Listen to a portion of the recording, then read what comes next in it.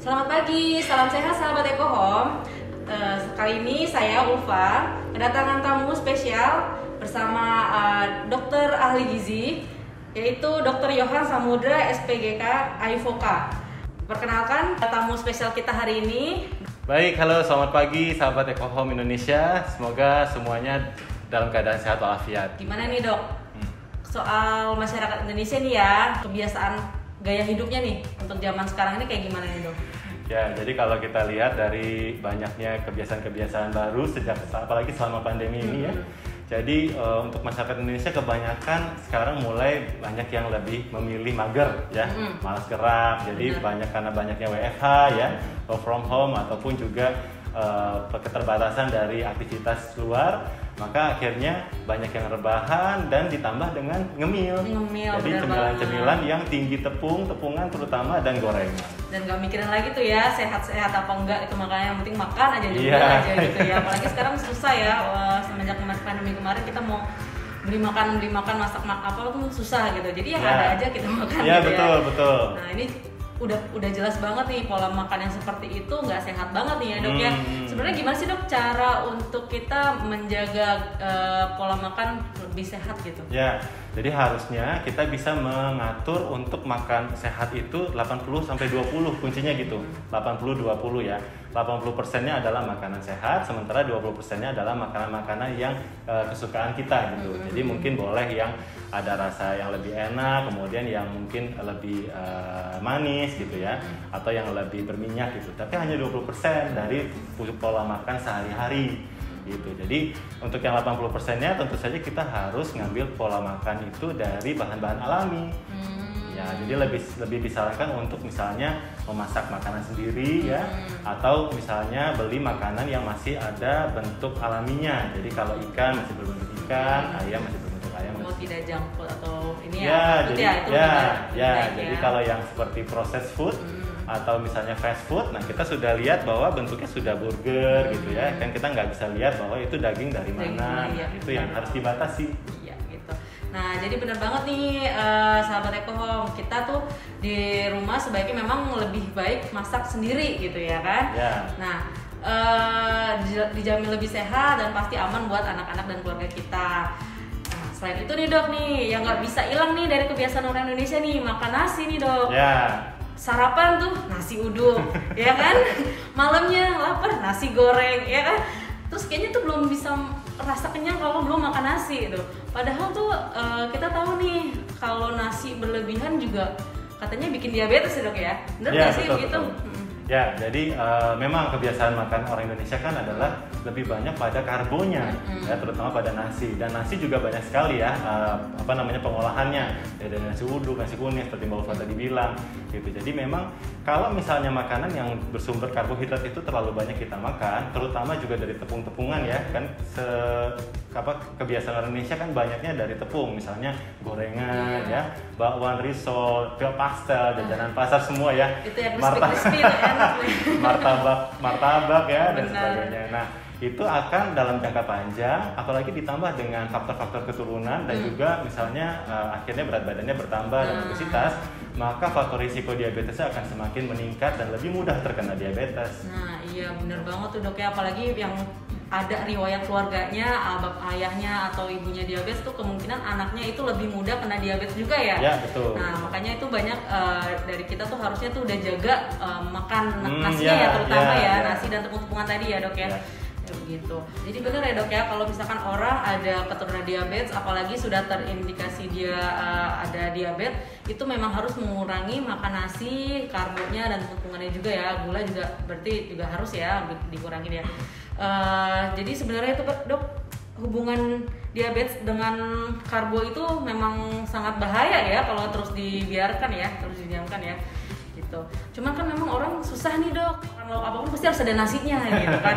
Itu agak susah tuh, makan lauknya aja tanpa nasi tuh agak susah. Kira-kira tuh ada solusinya nggak sih dok untuk orang diabetes, orang diet gitu, apalagi untuk orang diabetes ya, untuk orang yang makan, ada nggak sih solusi lainnya gitu? Ya benar banget. Jadi kalau untuk penyandang diabetes memang disarankan untuk dapat mengganti sumber-sumber karbohidratnya dengan karbohidrat yang berserat tinggi.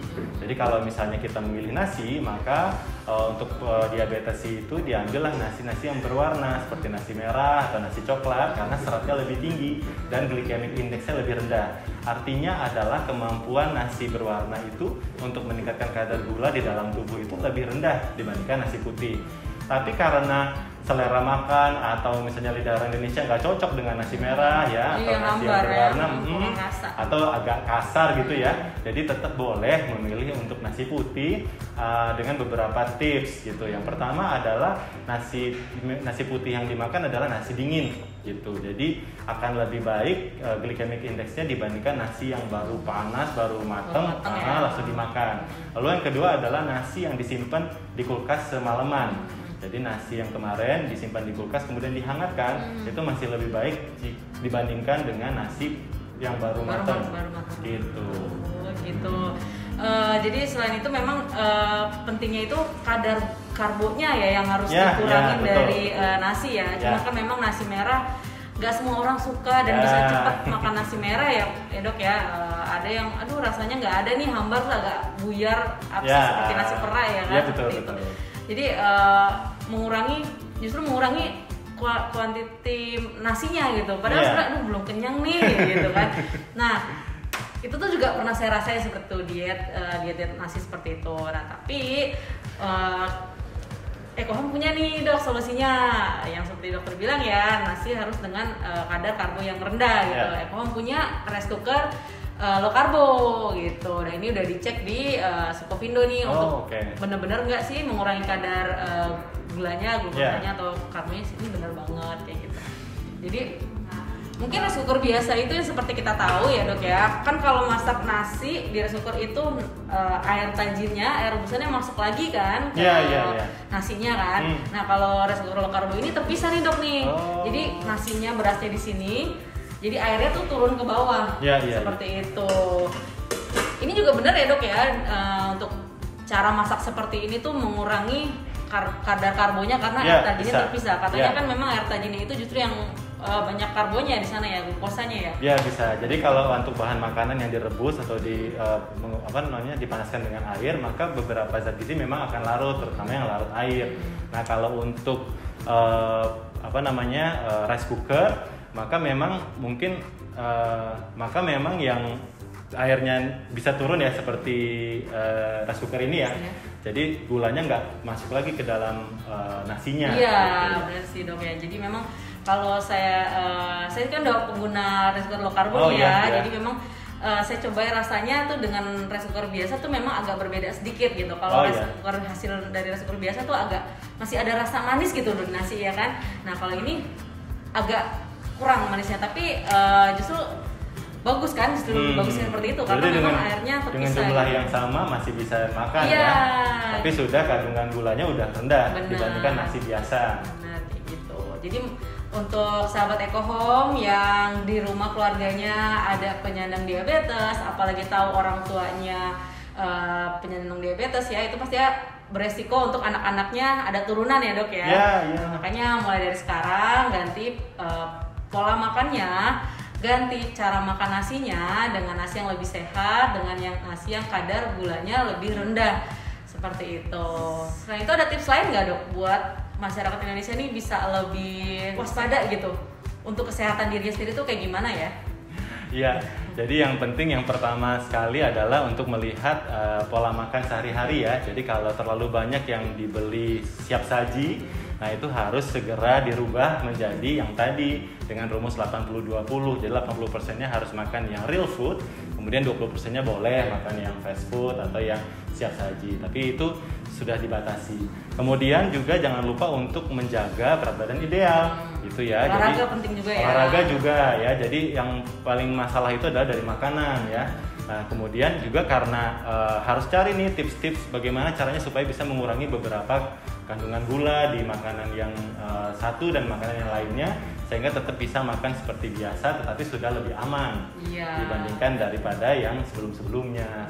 Nah, buat sahabat Ekohome yang lagi diet ya, tetap bisa makan nasi enak dengan lauk-lauknya enak, asal tadi itu yang seperti dokter jelasin ya, dikurangi kadar gulanya, dikurangi kadar tepung-tepungannya, tetap olahraga, jaga pola makan tetap baik ya, tetap sehat, yang sehat-sehat, jangan kurangi lagi makanan-makanan junk food, processed food itu ya, itu. Dan jangan lupa untuk bikin nasinya dengan resiko eco home low karbo, jadi tetap bisa makan nasi enak tapi tetap sehat. Bener begitu ya dok ya? Iya, betul Bapak. Terima kasih untuk Dokter Yohan, waktunya, penjelasannya, ilmunya bermanfaat sekali untuk kita semua. Sudah menjelaskan tips-tips dan solusi buat penyandang diabetes, buat kita yang lagi diet seperti apa.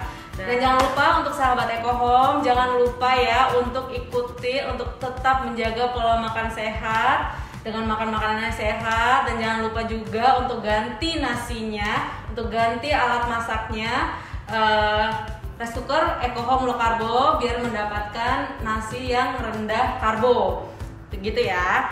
Dan lupa, karena untuk rice cooker kita itu sudah diuji di lab Sukovindo, benar-benar terbukti mengurangi kadar karbo 57%. Gitu. Jadi udah pasti aman, udah pasti terjamin. Karena memang Eco Home itu mendukung untuk masyarakat Indonesia hidup lebih sehat. Terima kasih sahabat Eco Home. Salam sehat untuk semuanya. Selamat beraktivitas.